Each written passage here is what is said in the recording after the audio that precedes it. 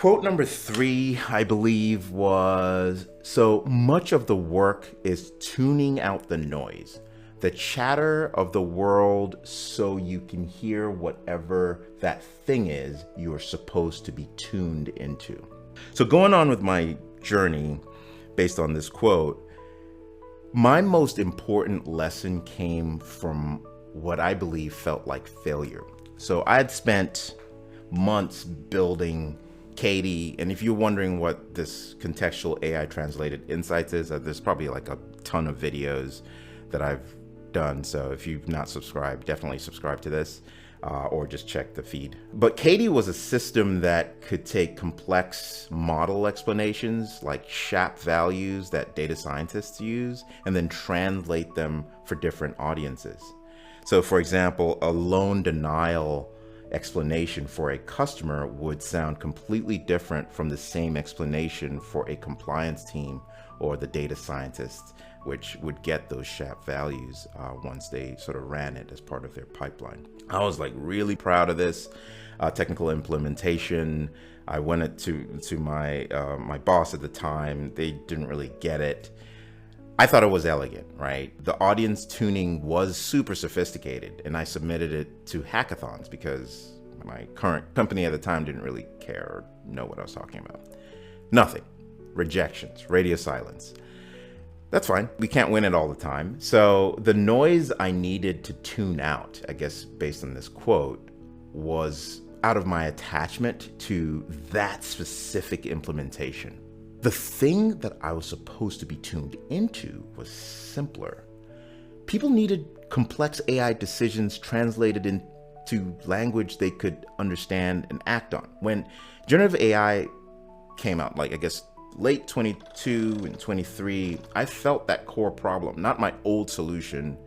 What emerged was completely different, but definitely more powerful. Today, the last post that I've made on my video, my YouTube, is something called agentic component recognition. Believe it or not, that was birthed out of CAITI, the contextual AI translated insights idea.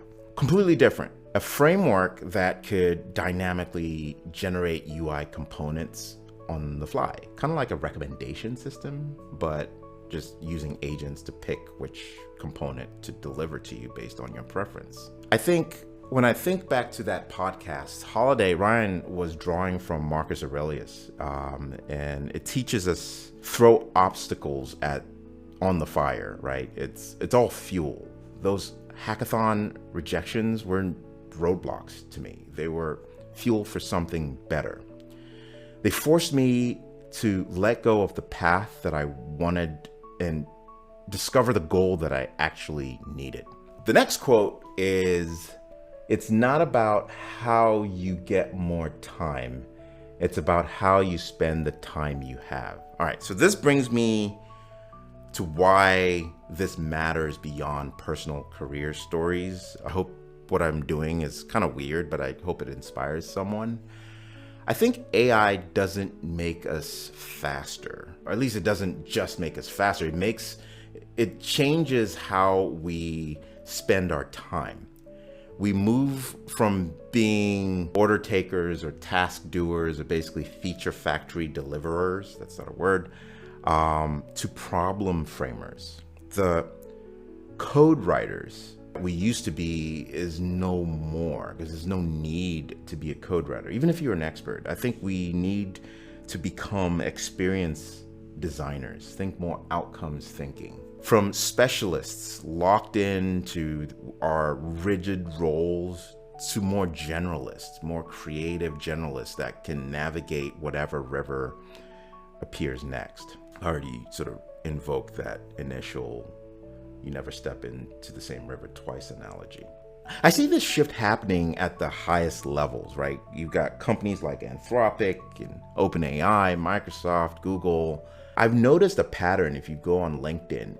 They don't really hire senior React developers anymore or principal data scientists. They hire members of technical staff or members of product staff. I don't know whether you've tuned into that yet. And I think the value of the lesson there isn't in your specific technical expertise. It's in your ability to contribute creative solutions to problems that don't have established patterns yet. All of this is new.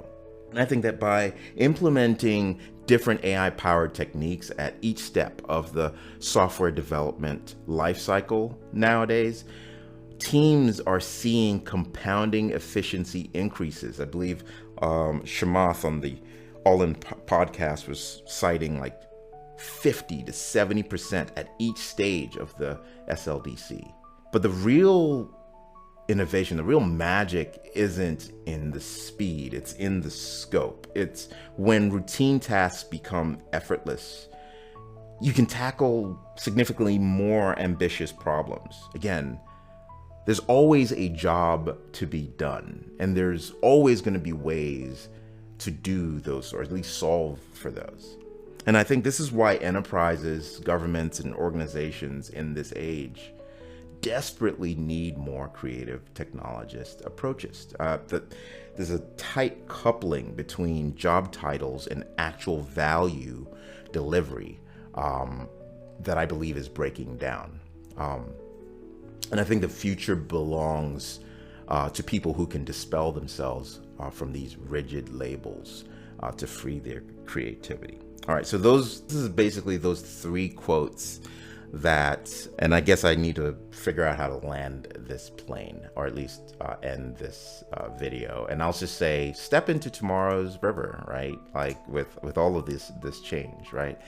The river is changing again. Don't fear, do not fret. AI is reshaping how we think about building itself.